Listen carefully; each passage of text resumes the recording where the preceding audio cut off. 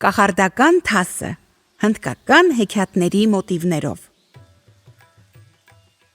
Երկու հրաշք։ Ահա թե դա ինչպես է պատահել։ Մի անգամ կայծակը խփում է մի պատվավոր մարդու տանը և ամբողջ ունեցվածքը միանգամից այրում։ Խեղճ անբախտին մնում է միայն մի պղինձ, որին նույնիսկ կրակը չէր կարողացել վնասել։ Եվ ահա այդ մարդը, որի անունը Նանդուկա էր, որոշում է հեռանալ իր ծննդավայրից, որպեսզի վիշտը մոռացության տա։ Ճամփա ընկնելուց առաջ Նանդուկան գնում է իր հարևան Լաքշմանայի մոտ և ասում. «Սիրելի բարեկամ, խնդրում եմ, մինչև իմ վերադարձը քեզ մոտ պահես իմ միակ ունեցվածքը՝ պղինձս»։ 2 տարի Նանդուկան մնում է օտարության մեջ, իսկ 3-րդ տարին կարոտում է հարազատ վայրերին ու վերադառնում իր հայրենի գյուղը։ Տուն հասնելուն պես Նանդուկան գնում է հարևանի մոտ։ Տեսնելով Նանդուկային, Լաքշմանան կեղծ ցավակցությամբ բացականչում է. «Ախ, բարեկամս, շատ վատ բան է եղել, քո պղինձը մկները կերել են»։ Նանդուկան ձևացնում է, թե հավատում է հարևանի խոսքերին և բարձրաձայն ասում է. «Ես հիմա ուզում եմ իջնել գետափ, որ երկար ճամփորդությունից հետո մի լավ մաքրվեմ, ասա տղայիդ գա ինձ օգնի, ինչ որ պետք է լվացվելու համար թող բերի իր հետ»։ Եվ Նանդուկան գնում է գետափ,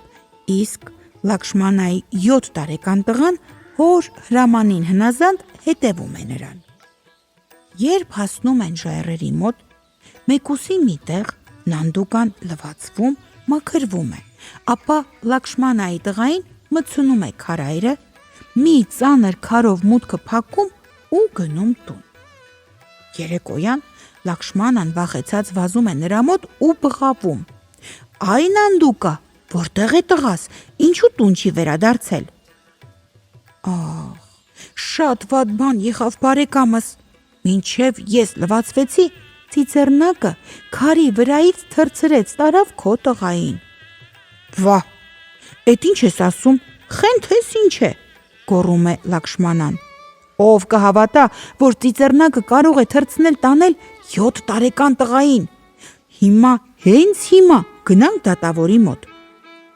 Երբ նրանք գնում են դատավորի մոտ, Լաքշմանան առաջ է ընկնում ու ասում. «Մեր արդարադատ ու իմաստուն տեր, այս ստախոս մարդը պնդում է, թե ծիծեռնակը քարի վրայից թռցրել տարել է իմ 7 տարեկան տղային։ Հրամայիր այդ չարագործին երեխայիս ինձ վերադարձնի»։ Դատավորը դիմում է Նանդուկային. «Դու երևում է մեզ հիմարի տեղ ես դրել, իսկույն վերադարձրու հարևանիդ երեխային»։ «Իսկ ինչպես վերադարձնեմ, եթե ծիծեռնակը նրան տարել է»։ Դատարանում եղած բոլոր մարդիկ չեն կարողանում իրեն զսպել ու գոռում են. «Ինչ է խոսում նա, միթե ծիծեռնակը կարող է երեխային օդ բարձրացնել»։ Նանդուկան ծիծաղում է ու ասում. «Այնտեղ,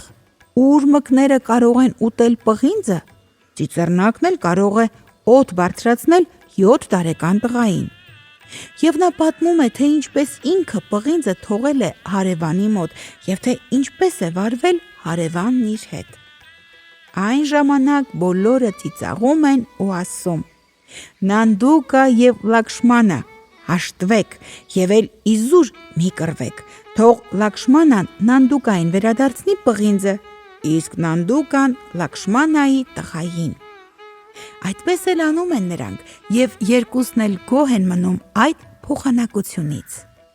Այդ օրվանից գյուղի բնակիչները տեսնելով Լաքշմանային կամ Նանդուկային միշտ ասում էին. «Այնտեղ, ուր մկները կարող են ուտել պղինձը, ծիծեռնակն էլ կարող է թռցնել 7 տարեկան տղային»։